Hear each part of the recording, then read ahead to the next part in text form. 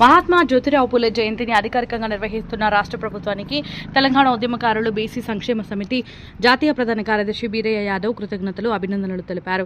పూలే 199వ జయంతి సందర్భంగా జిల్లా కేంద్రమైన సంగారెడ్డిలోని కలెక్టర్ కార్యాలయ ఆడిటోరియంలో జరిగిన జయంతి ఉత్సవాలలో వైద్య ఆరోగ్య శాఖ మంత్రి దామోదర్ రాజనరసింహ, రాష్ట్ర పారిశ్రామిక అభివృద్ధి చైర్మన్ నిర్మల జగ్గారెడ్డిలతో కలిసి పాల్గొని మాట్లాడుతూ మహాత్మా జ్యోతిరావు పూలే, సావిత్రిబాయి పూలేల జీవితాలు ఆదర్శంగా తీసుకుని అందరూ విద్యావంతులై సమాజంలో సమానత్వానికి కృషి చేయాలన్నారు.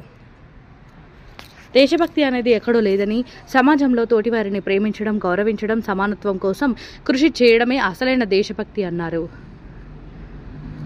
10 ఏళ్ల నుండి అధికారంలో ఉన్న మోడీ తమ బీసీల లెక్క తేల్చేందుకు ధైర్యం చేయలేకపోయారని తెలుపుతూ, చిన్న రాష్ట్రమైన తెలంగాణ ప్రభుత్వం బీసీ సామాజిక న్యాయం కల్పించేందుకు సర్వేను నిర్వహించి తమకు బీసీల సంక్షేమం పట్ల గల చిత్తశుద్ధి నిరూపించుకుందని తెలిపారు. రాష్ట్రంలో, దేశంలో బీసీలందరం హిందువులమే అయినా ఉన్నత వర్గాలను ప్రశ్నించినప్పుడు తమ హిందుత్వం ప్రశ్నించబడడం విచారకరమని తెలుపుతూ, ప్రధాని మోడీ బీసీల గణన చేయకుండా దేశ వెనుకబాటుకు కారణం అవుతున్నాడని అన్నారు. ఇప్పటికైనా ప్రధాని మోడీ, ముఖ్యమంత్రి రేవంత్ రెడ్డి పాలన ఆదర్శంగా తీసుకుని దేశవ్యాప్తంగా వెంటనే తమ బీసీలకు కులగణన చేసి సమాజంలో తమకంత న్యాయం కల్పించి మహనీయుల ఆశయాలను సాకారం చేయడంలో తమ చిత్తశుద్ధి నిరూపించుకోవాలని అన్నారు.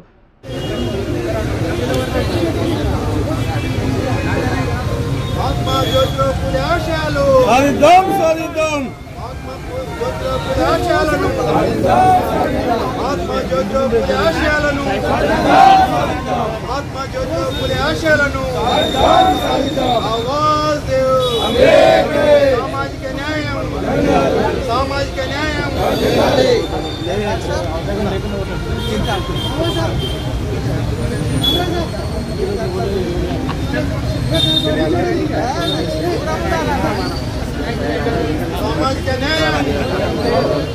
వర్ధిల్లాలి జ్యోతిరావు పూలే ఆశయాలు, వర్ధిల్లాలి జ్యోతిరావు పూలే ఆశయాలు.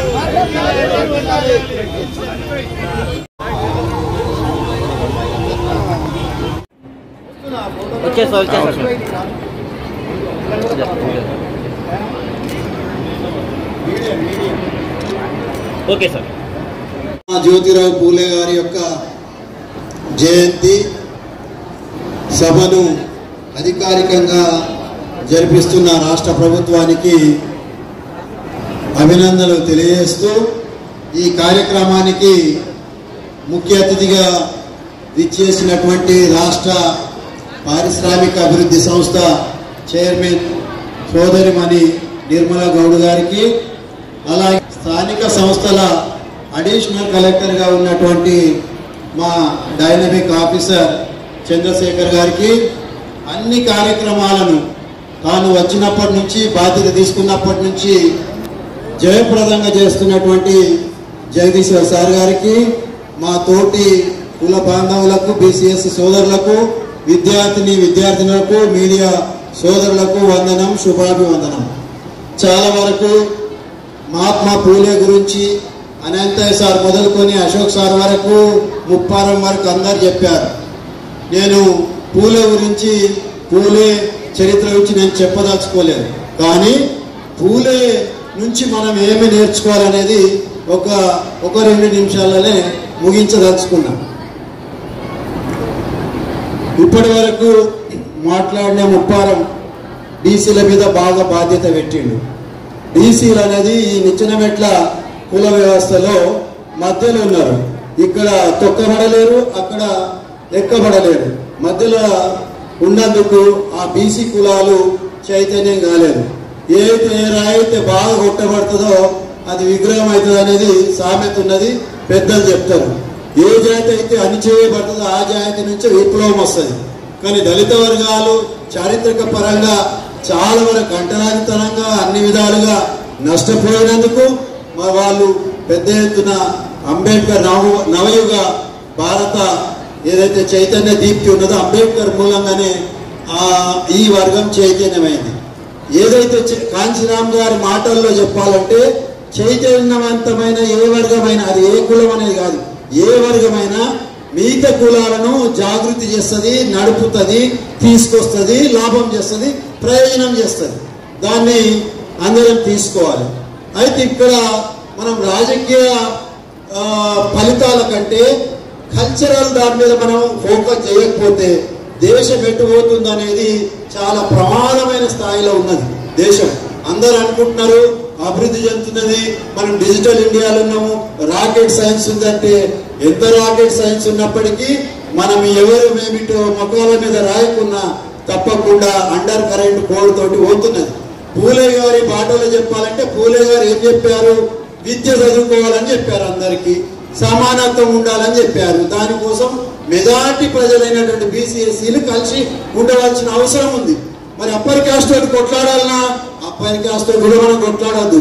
ఏం చెప్పాలంటే మర్యాదగా ఇన్ని రోజులు తిన్నారు ఎక్కువ తినరో తక్కువ తినరో, అరే నాయన మీకు ఎంత కడుపులో గంత తినండి, మీకు ఎంత అవసరం అంత ఉండండి, మీకంతా కూడా మా పాలేమున్నదో మేము ఎంత ఉన్నామో మాకు అంత ఇవ్వాలనేది మర్యాదగా చెప్పాలి.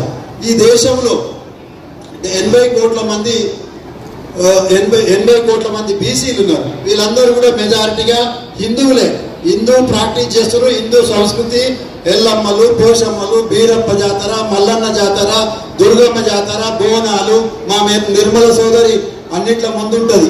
అలాగే బతుకమ్మలు ఇవన్నీ కూడా మేమే చేస్తున్నాం.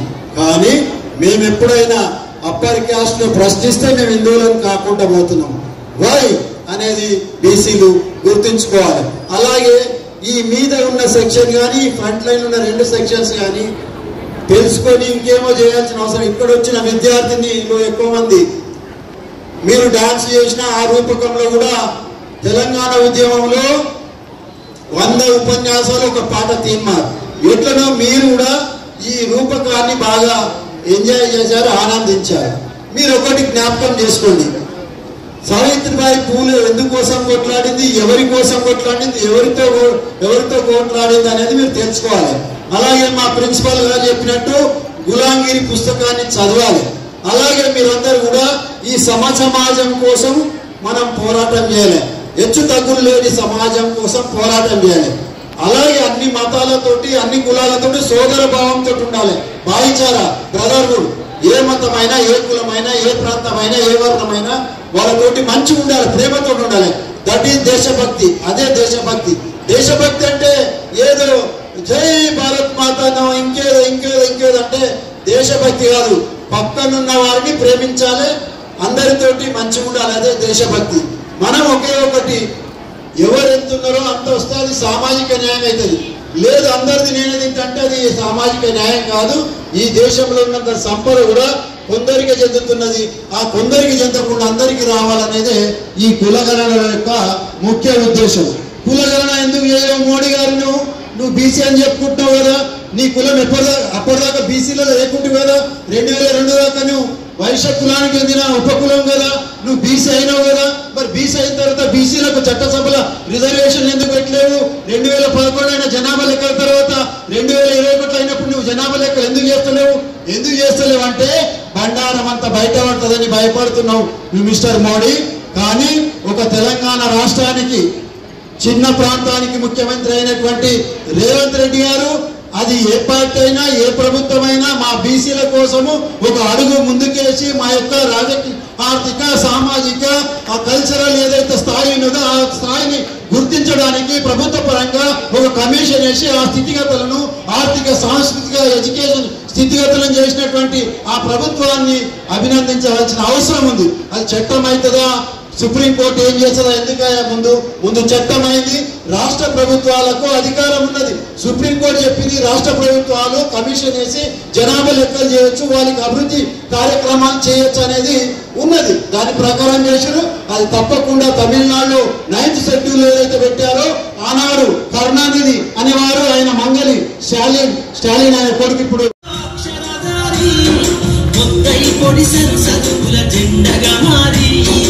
ఈ దేశపు మొదటి పంతులమ్మగా చేరి మన జీవితాల్లో నింపిందో వెలుగుల దారి.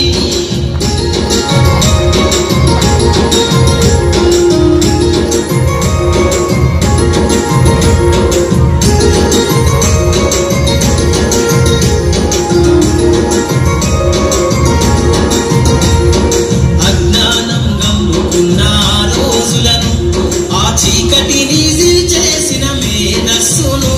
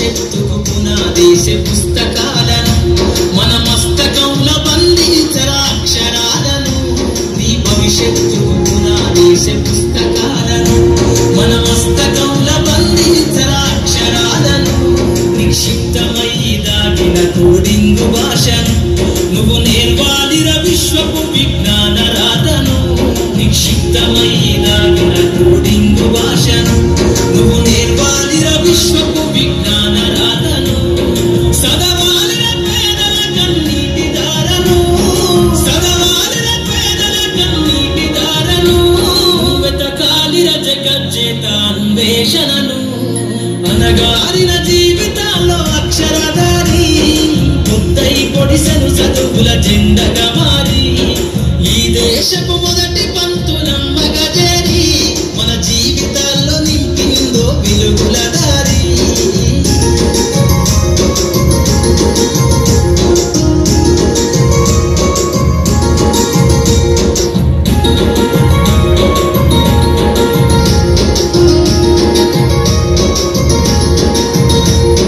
శ్వాసగా మార్చాలిర చదువమ్మ దారనందనంత ఎత్తుకు ఎక్కించరా మన జీవితాలను శ్వాసగా మార్చాలిర చదువమ్మ దారనందనంత ఎత్తుకు ఎక్కించరా మన జీవితాలను చరితను సృష్టించి నింగిరే లక్షణమును కొత్తై పొడవాలి అంతరిక్ష పడుగును చరితను సృష్టించి నింగిరే లక్షణమును కొత్తై పొడవాలి అంతరిక్ష పడుగును సాధించర కలలుగనే రాజ్యమును సాధించర కలలుగనే రాజ్యమును ఎగరెయ్యాలిర నీ బ్రతుకుల వెలుగు జెండను అనగారిన జీవితాల్లో అక్షరధారి కొత్తై పొడిసెను చదువుల జెండగా మారి ఈ దేశపు మొదటి పంతులమ్మగా చేరి మన జీవితాల్లో నింపిందో వెలుగుల దారి మన జీవితాల్లో నింపిందో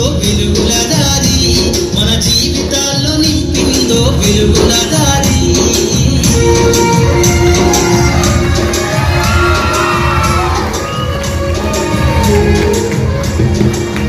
చప్పట్లు కలిపరమ్మా.